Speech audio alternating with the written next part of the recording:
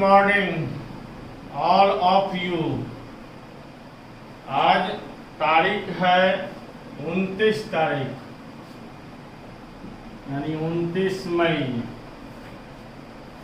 और आज हमारा जो पढ़ाई की क्रिया चालू होगा सेल्फ डिटर्मिनेशन इन ह्यूमन का ही चल रहा है पार्ट। तो पहला पार्ट चल चुका है, दूसरा पार्ट भी चल चुका है, तीसरा पार्ट भी चल चुका है, इसी चैप्टर का ही पार्ट है और आज चलेगा चौथा part.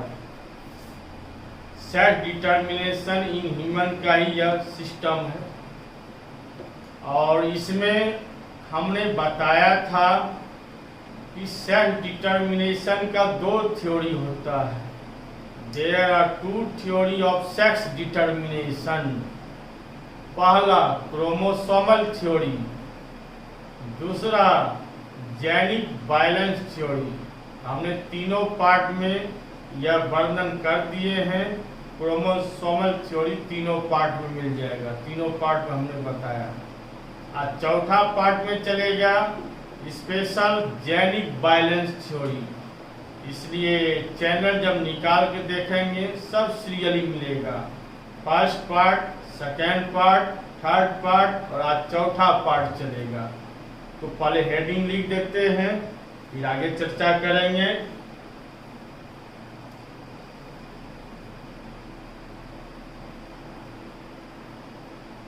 Sex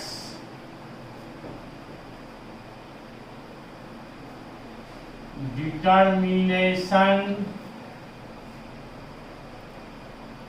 in human part 4। Sex determination in human. आज पार्ट 4 में यह जेनिक बैलेंस थ्योरी पढ़ाएंगे। तो अभी हमने कहा कि सेल्फ डिटर्मिनेशन का दो थ्योरी होता है। पहला थ्योरी होता है क्रोमोसोमल थ्योरी, जो हमने तीनों पार्ट में पढ़ा दिया।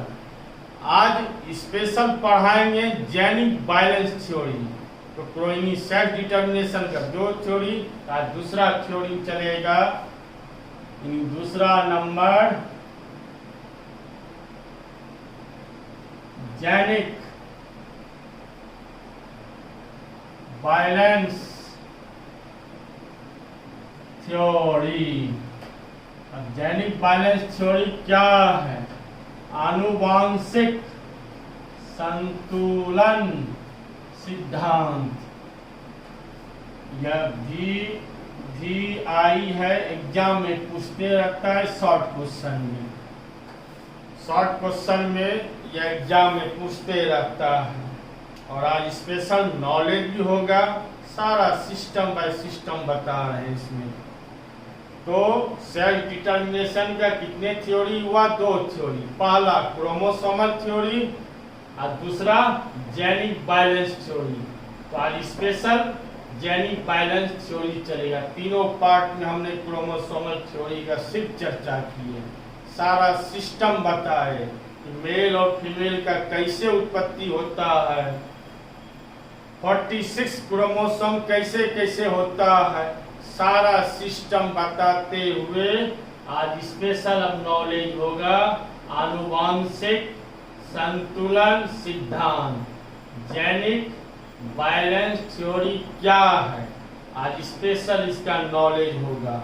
अब हम बताने जा रहे हैं, ध्यान से सुनना है, समझना है और धीरे धीरे लिखने की क्रिया भी करते जाना है। संभव हो तो लिखें, नहीं तो बाद में चैनल निकाल के धीरे धीरे लिखते जाएंगे।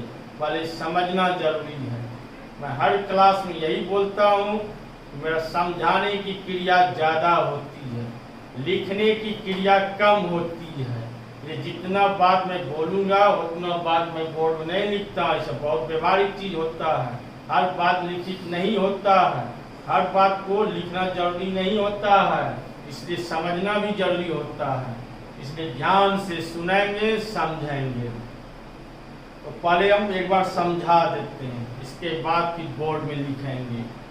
सन 1912 ईस्वी में, सन 1912 ईस्वी में मूलर एंड ब्रिजेस साइंटिस्ट, दो वैज्ञानिक था, मूलर और ब्रिजेस साइंटिस्ट के अनुसार कुछ जीवों जैसे ड्रोसोफिला, फ्लाई में मक्खी होता है तो फ्लाई का जूलॉजिकल नाम हुआ ड्रोसोफिला, तो ड्रोसोफिला ईटीसी में सेक्स डिटर्मिनेशन की क्रिया क्रोमोसोम के अलावा ऑटोसोम के आपेक्षिक संख्या पर निर्भर करते हैं, तो उसी क्रिया को कहा जाता है जेनिक बैलेंस थ्योरी। परिभाषा थोड़ा बड़ा है लेकिन ध्यान से सुनेंगे, पॉइंट इसमें क्या क्या आता है। 1912 ईस्वी, वैज्ञानिक का नाम क्या हुआ, मूलर और ब्रिजेस साइंटिस्ट। कौन जीव, ड्रोसोफिला, फ्लाई का जूलॉजिकल नाम है। ईटीसी में कौन क्रिया, सेक्स डिटर्मिनेशन, ये तो काफी पहले पढ़ा रहे, 3 दिन से चर्चा कर रहे हैं, आज चौथा दिन चर्चा हो रहा है। तो सेक्स डिटर्मिनेशन की क्रिया क्रोमोसोम के अलावा ऑटोसोम के अपेक्षिक संख्या पर निर्भर करते हैं, उसी क्रिया को जेनिक बैलेंस थ्योरी कहते हैं। अब ऑटोसोम क्या है, क्रोमोसोम क्या है, यह मैंने पार्ट 2 और पार्ट 3 के क्लास में जो है हमने सब बता दिया है, सेल्फ डिटर्मिनेशन के पार्ट 2 में, और पार्ट 3 के यूट्यूब चैनल निकालेंगे, उसमें सारा चीज परिभाषा में लिखा दिया हूँ, सारा सिस्टम मैंने बता दिया है, इसलिए आप यहाँ आगे बढ़ेंगे। तो आप बोर्ड में लिख देते हैं और धीरे धीरे समझ में सब बात याद हो जाएगा।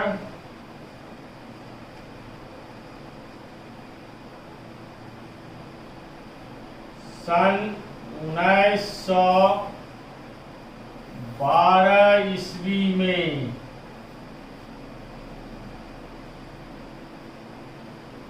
Müller and bridges scientist, Müller and bridges scientist के अनुसार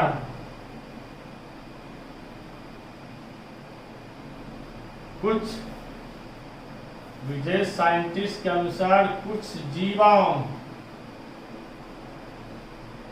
जीवों जैसे ड्रोसोफिला, फ्लाई का जूलॉजिकल नाम हुआ ड्रोसोफिला ईटीसी में सेक्स डिटर्मिनेशन की क्रिया, सेक्स डिटर्मिनेशन की क्रिया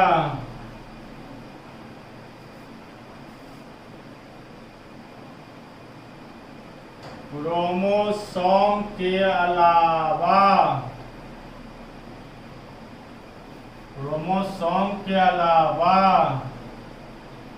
ऑटोसोम के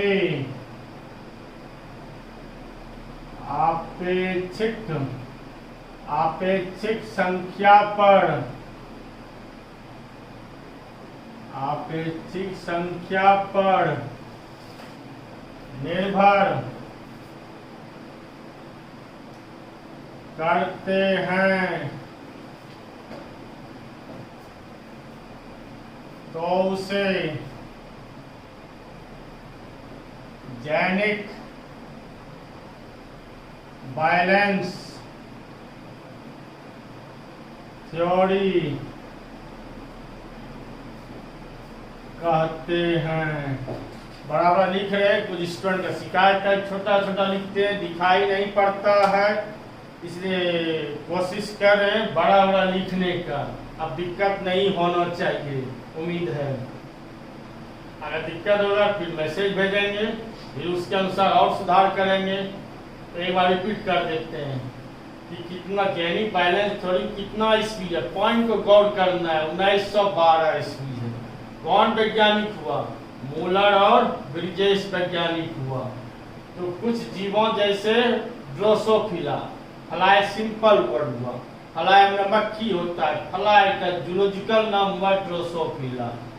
ईटीसी में सेक्स डिटर्मिनेशन की क्रिया क्रोमोसोम के अलावा ऑटोसोम के आपेक्षिक संख्या पर निर्भर करते हैं, तो उसी क्रिया को आनुवांशिक संतुलन सिद्धांत कहते हैं। अब ऑटोसोम क्या है, क्रोमोसोम क्या है, हमने तीनों पार्ट बता दिया। और चौथा पार्ट में स्पेशल नॉलेज हम दे रहे हैं, जेनिक बैलेंस थ्योरी। परिभाषा लिखने के बाद अब यहाँ पे अहम जानकारी होने जा रहा है, सबसे महत्वपूर्ण जानकारी होने जा रहा है, वो ध्यान से सुनना है अब। और ध्यान से सुनेंगे और समझेंगे, महत्वपूर्ण जानकारी होता, सबका सिस्टम जुड़ा हुआ है यहाँ। तो एनिमल्स में यानी खास करके ह्यूमन में रिप्रोडक्शन की क्रिया की जो होती है वह मियोसिस डिवीजन इसमें महत्वपूर्ण भूमिका निभाते हैं। मियोसिस डिवीजन अर्धसूत्री विभाजन यह महत्वपूर्ण भूमिका निभाते हैं। इस चैप्टर में बार बार मैं मियोसिस डिवीजन की चर्चा कर रहा हूँ। यह आधा जीन लेने का काम करता है, विभाजन करने में महत्वपूर्ण भूमिका निभाता है। मियोसिस डिवीजन सेल डिवीजन का भाग है, बार बार मैं चर्चा कर रहा हूँ। यह चर्चा नेक्स्ट टॉपिक में भी जुड़ा हुआ है, चर्चा मियोसिस डिवीजन। तो 11th क्लास में सेल डिवीजन का पूरा डिटेल है, 1-2 सप्ताह का क्लास है सेल डिवीजन, समझे। तो इसलिए अब यहाँ ओनली वन मियोसिस डिवीजन की भूमिका है। तो कुछ ह्यूमन के रिप्रोडक्टिव सेल में मियोसिस डिवीजन की क्रिया सही ढंग से काम नहीं करते हैं, तो वैसे कंडीशन में क्रोमोसोम बराबर भागों में डिवाइड नहीं हो पाते, विभाजित नहीं हो पाते। तो ऐसे कंडीशन में क्रोमोसोम साथ ही जुड़ा रह जाता है। जब क्रोमोसोम साथ ही जुड़ा रह जाता है तो क्रोमोसोम जब अलग अलग नहीं हो पाता है, तो ऐसे कंडीशन में बॉडी में हानियां उत्पन्न होने लगता है, न्यू जनरेशन में परिवर्तन होने लगता है। उन्हें एक बार ध्यान से सुने। कुछ ह्यूमन के यानी कुछ मनुष्य के रिप्रोडक्टिव सेल में मियोसिस डिवीजन की क्रिया सही ढंग से कार्य नहीं करने के कारण बराबर क्रोमोसोम अलग नहीं हो पाते हैं। वह क्रोमोसोम अलग नहीं हो पाते हैं, इसी क्रिया को नॉन डिसजंक्शन कहते हैं। जब क्रोमोसोम अलग अलग हो ही नहीं पाता है, विभाजन कर ही नहीं पाता है, उसी क्रिया को नॉन डिसजंक्शन कहा जाता है। उसी क्रिया को नॉन डिसजंक्शन कहते हैं। तो इस क्रिया में क्या होता है, इस क्रिया में जब बराबर विभाजन नहीं हो पाता है तो न्यू जनरेशन में परिवर्तन होने की क्रिया होती है। क्रोमोसोम अनियंत्रित हो जाता है, किसी में 47 हो जाता है, किसी में 48 हो जाता है, किसी में कुछ परिवर्तन हो जाता है। यही परिवर्तन होते रहने की क्रिया को नॉन डिसजंक्शन कहा जाता है। उस क्रिया को क्या कहा जाता है, नॉन डिसजंक्शन कहा जाता है। अब ध्यान से समझेंगे मियोसिस डिवीजन भूमिका। इसीलिए कहा जाता है कि सब सिस्टम जुड़ा हुआ है। पढ़ने लिखने का भी समय होता है, पढ़ने लिखने का भी समय होता है, खेल कूद का भी समय होता है, सब सिस्टम जुड़ा हुआ है। अब बच्चा से जवानी हुआ, जवानी से बुढ़ापा, बुढ़ापा से कहेगा हम जवानी हो जाएंगे, तो यह नहीं हो पाता है। सब लाइफ साइकिल धीरे धीरे आगे बढ़ते जाता है, तो सबका सिस्टम जुड़ा हुआ है। मेरा इशारा क्या हो रहा है, रिप्रोडक्शन जब जुड़ा हुआ है तो या उसी मैटर से मेरा जुड़ा हुआ है। कि कहने का मतलब है कि सब सिस्टम जुड़ा हुआ है, या प्रकृति का देन है कि सब सिस्टम बाय सिस्टम जुड़ा हुआ रहता है। तो शादी विवाह, अब मेरा इशारा यहाँ पे आ गया, शादी विवाह करने का भी समय होता है, शादी विवाह करने का भी समय होता है, पढ़ने लिखने खेल कूद सबका समय होता है। अब जवान हो गया, कोई कहेगा हम बच्चा में पुनः प्रवेश कर जाए तो वह नहीं हो पाएगा। बुढ़ापा चले गए, कहेगा हम जवानिए रहेंगे तो वह नहीं होगा। हैं सब वहाँ जुड़ा हुआ है, सिस्टम बाय सिस्टम जुड़ा हुआ है। तो शादी विवाह करने का भी समय होता है। जब मेल फीमेल मैच्योर होने लगते हैं, जब मैच्योर होने लगते हैं तो सही समय पर शादी विवाह कर लेना चाहिए, सब समय के अनुसार करना चाहिए। अगर उम्र अधिक हो जाते हैं तो कोई फीमेल उस मेल से शादी करना नहीं चाहते हैं। अगर मेल का जो उम्र अधिक हो गया तो यह और दिक्कत होने लगता है। अगर किसी फीमेल का उम्र अधिक हो जाती है तो कोई मेल उस फीमेल से शादी करना नहीं चाहते हैं। तो दोनों सिस्टम जुड़ा हुआ है। तो मेल का भी सही समय पर शादी कर लेना चाहिए, फीमेल को भी चाहिए सही समय पर शादी कर लेना चाहिए।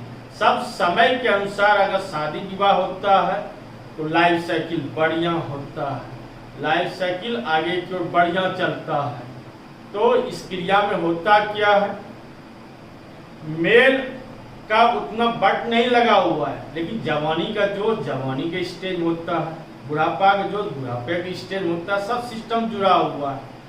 बुढ़ापा के हम जवानी जैसा ताव दिखाएंगे, जवानी जैसा स्टेज में आएंगे तो वह नहीं हो पाता है, सब सिस्टम जुड़ा हुआ है।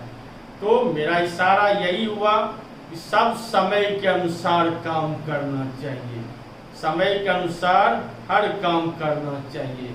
हर हाल में फीमेल को चाहिए कि 30 वर्ष के अंदर शादी विवाह कर लेना चाहिए। एक अनुमान के अनुसार लगभग 30 वर्ष के अंदर ही शादी विवाह कर लेना चाहिए। मेल को भी शादी विवाह कर लेना चाहिए, लेकिन अब यहाँ पे थोड़ा सिस्टम जुड़ा हुआ है।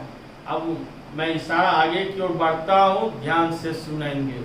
तो सारा बार समझा दिए, सब सिस्टम जुड़ा हुआ है प्रकृति में।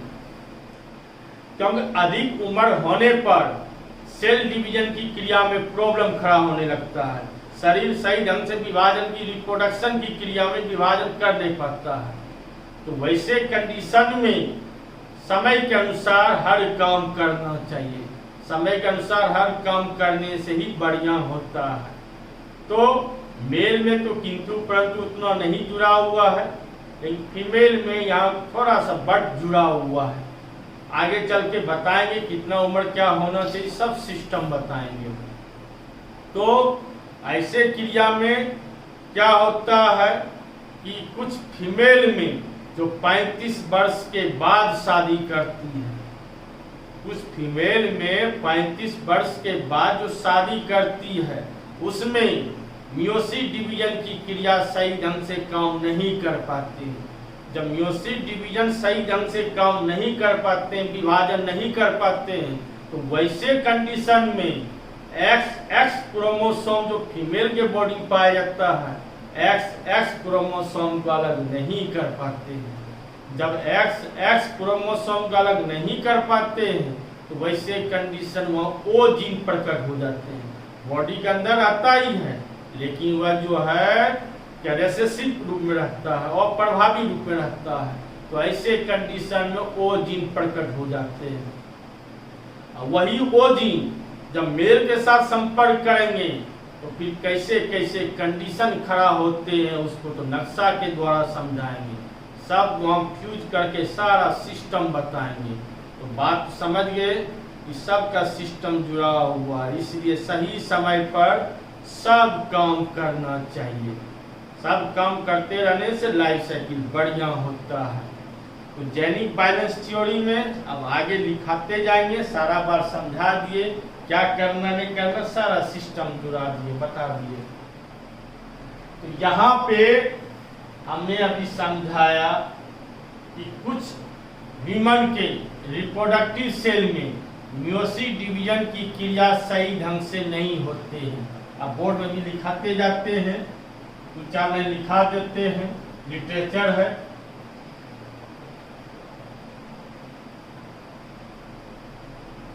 कुछ ह्यूमन के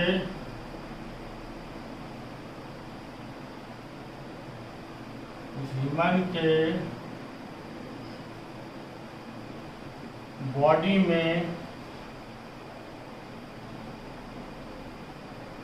में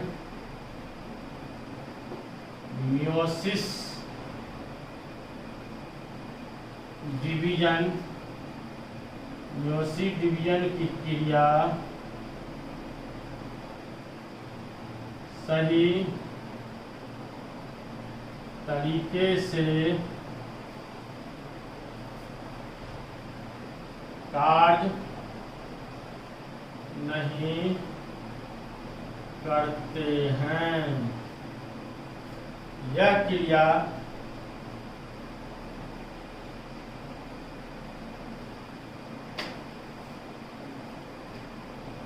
रिप्रोडक्टिव सेल में होती है। इस क्रिया में यानी रिप्रोडक्टिव सेल में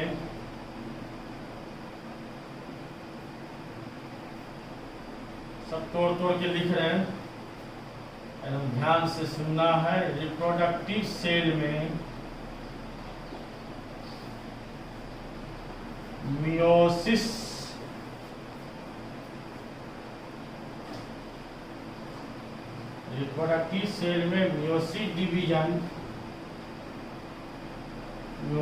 डिवीजन की क्रिया सही तरीके से रिप्रोडक्टिव सेल में मियोसिस डिवीजन की क्रिया सही तरीके से कार्य नहीं करने के कारण क्रोमोसोम बराबर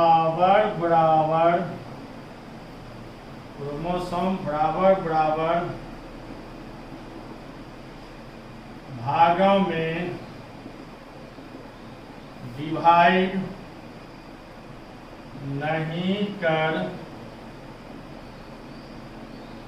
डिवाइड नहीं कर पाते हैं। इसी क्रिया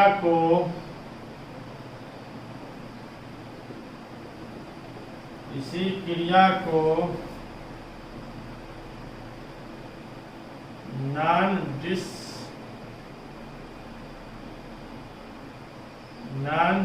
डिसजंक्शन JUNCTI1 दिक्कत नहीं होना चाहिए, नॉन डिसजंक्शन कहते हैं।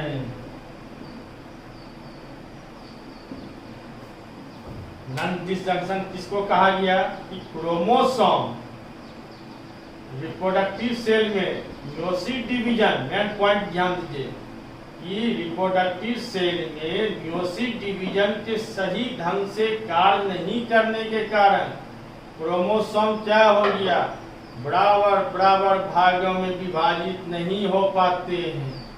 जब बराबर भागों में विभाजित नहीं हो पाते हैं तो उसी क्रिया को नॉन डिसजंक्शन कहते हैं। इस क्रिया में न्यू जनरेशन में वेरिएशन होने लगता है। इस कारण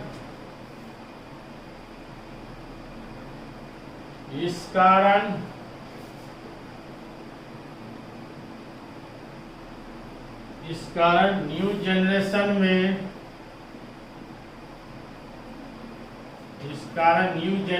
में वेरिएशन की क्रिया होने लगता है। इसमें क्रोमोसोम अनबैलेंस हो जाते हैं, असंतुलित हो जाते हैं। इसमें